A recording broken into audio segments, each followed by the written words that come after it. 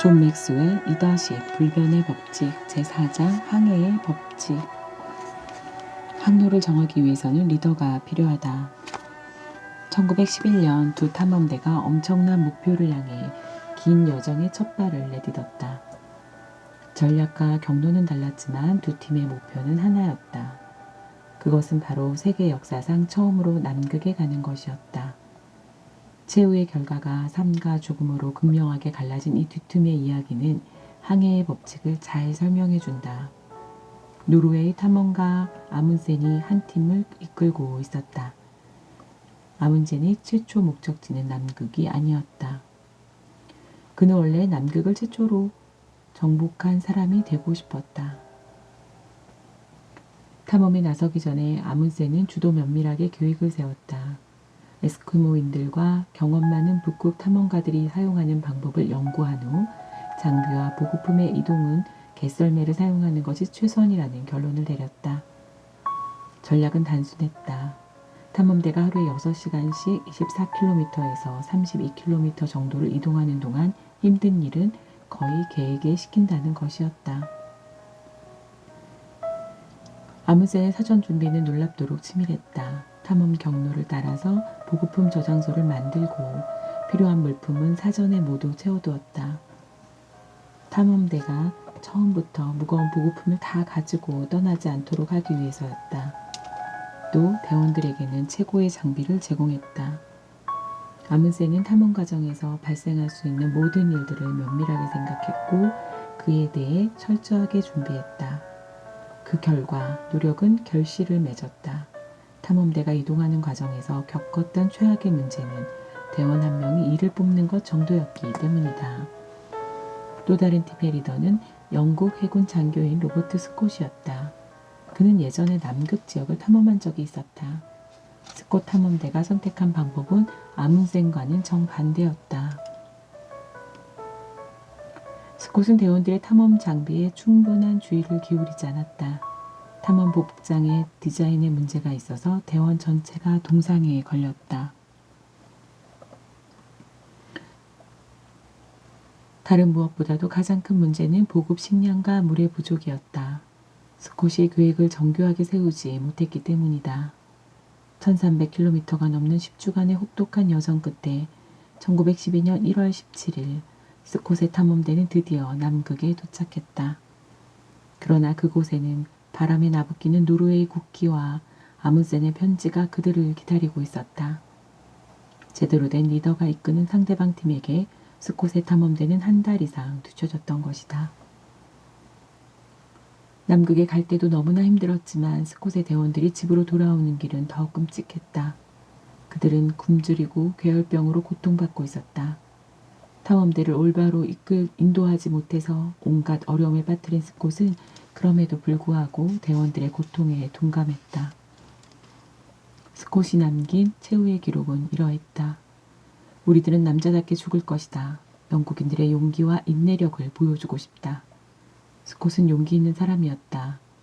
그러나 그에게는 리더십이 없었다. 그는 항해의 법칙에 따라 살지 않았고 바로 그러한 이유로 그와 그의 동료들은 죽어갔다. 구성원은 자신을 올바른 방향으로 안내해주는 리더를 필요로 한다. 삶과 죽음의 갈림길에 있을 때는 더더욱 그러하다. 상황이 아주 심각하지 않을 때에도 리더는 반드시 필요하다. 배를 조종하는 것은 누구나 할 수 있다. 그러나 항로를 정하려면 리더가 필요하다. 이것이 바로 항해의 법칙이다. 잭 웰치는 이렇게 말했다. 훌륭한 리더는 항상 한 방향에 집중한다. 자신이 방향을 통제하는 것이 방향에 의해서 통제당하는 것보다 낫다. 그의 말은 옳다. 그러나 팀을 이끄는 리더는 자신과 자신의 구성원이 가야 하는 방향을 결정하는 것 이상의 일을 해야 하는 사람이다. 그들은 부두를 출발하기 전에 먼저 여행의 전 과정을 머릿속에 그린다. 목적지에 대한 확실한 비전이 있으며 그곳으로 가기 위해 필요한 것이 무엇인지 이해하고 있다. 또한 그곳으로 가기 위해 누구랑 함께 가면 좋은지 알고 있고 장애물이 나타나기 전에 대비할 수 있다. 리로리 아임스는 이렇게 말한다. 리더는 다른 사람들보다 더 많이 보고 더 멀리 보며 더 빨리 보는 사람이다. 조직의 규모가 크면 클수록 리더는 미래를 더욱 명확하게 볼 수 있어야 한다. 왜냐하면 규모가 클수록 중간의 방향을 수정하기가 어렵기 때문이다. 또 실수를 하게 되면 혼자서 혹은 몇 명 정도일 때에 비해서 훨씬 많은 사람들이 피해를 입게 된다.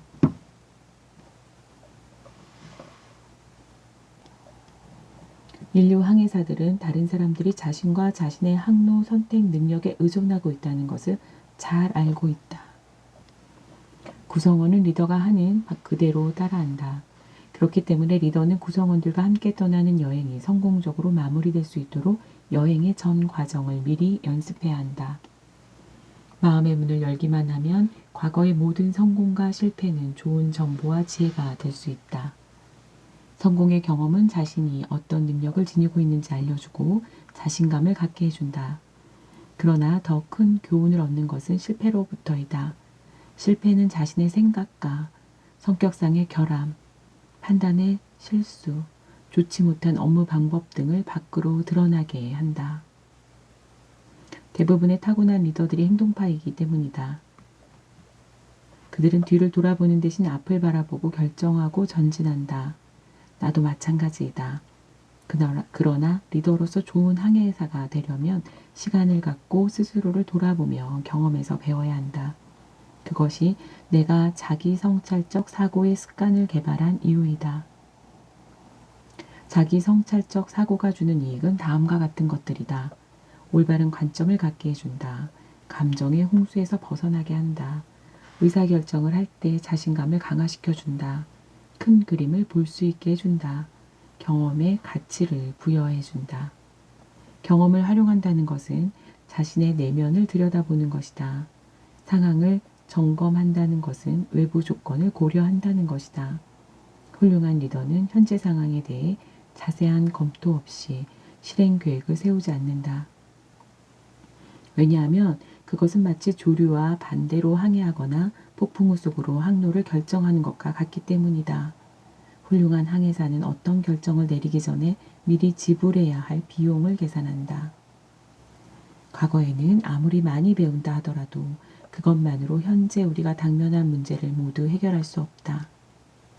아무리 훌륭한 리더라고 해도 혼자서 모든 문제의 해답을 다 갖고 있을 수는 없기 때문이다. 그 때문에 인류 항해사들은 여러 곳에서 정보를 수집한다. 항해 리더는 여러 곳에서 아이디어를 구한다. 자신과 일하는 동료 리더들에게 의견을 구하고 현장에서는 실제로 어떤 일이 벌어지고 있는지 알기 위해 조직 내의 다양한 구성원들과 이야기하기도 한다. 그리고 자신에게 조언을 해줄 만한 조직 밖의 리더들을 만나 함께 시간을 보내기도 한다.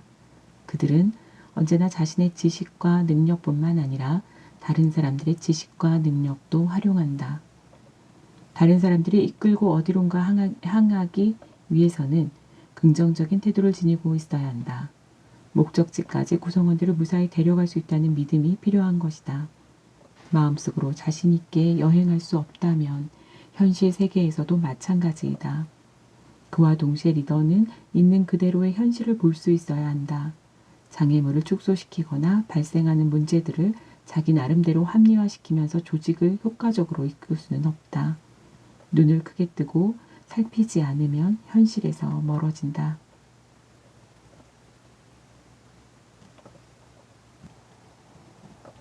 항해의 법칙의 비밀은 바로 준비에 있다는 사실이다.